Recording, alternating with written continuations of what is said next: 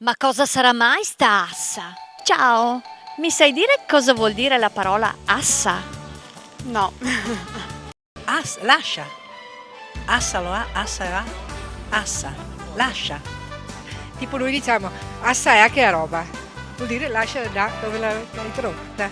Assa, boh, basta, non so, cioè non ho la minima idea. Ha a che fare con asse, ma non ho idea precisa. La nassa è una rete da pesca, ma la assa no. Potrebbe essere anche un nodo di una corda. Nasse, non lo so. Un'assa su una carta, ace. Guarda, potrei dirti un'asta, ma non ho neanche la più pallida idea. Un'asse, non so, un pezzo di legno oppure una cosa di pescatori. Asse, il tagliere dove si può, o dove si mette la polenta, non lo so. Un asse in veneziano, un filo di cotone, un filo di qualsiasi cosa. Da imbastire, grosso modo, un filo, cioè, serviva per tagliare la polenta, credo, non so, l'assa.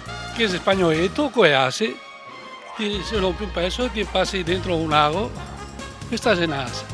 Ma cos'è esattamente? Un pezzo di filo o tutto lo spagnoletto? Fio di assa vuol dire che ti hai spagnoletto da cucire. Uno dice rompimi un filo di assa e ora uno può essere piccolo, grande e ti tiri, ti spacchi il filo e l'impira per l'ago e il cuce. Mia mamma mi ha sempre da piccolo detto impilime assa su sto ago, no? Quindi sicuramente non l'intero spagnoletto ma un pezzo del filo che lo spagnoletto contiene. Una assa è un filo, un pezzo di filo di cotone che serve per cucire i bottoni, una camicia, ecco. Senta, è una parola che si usa ancora? A Venezia i veneziani si prende un'assa, sembra un bastone ma è proprio un filo che serve per cucire. E un super esperto di asse è il costumista Stefano Nicolao. Ascoltiamolo! E asse è il filo da cucire, quindi si metteva sulla spalla i sarti, una volta che lo sfilavano dalla cruna lo mettevano sulla spalla e poi lo riprendevano a necessità, quindi si facevano le gugliate, i pezzi di...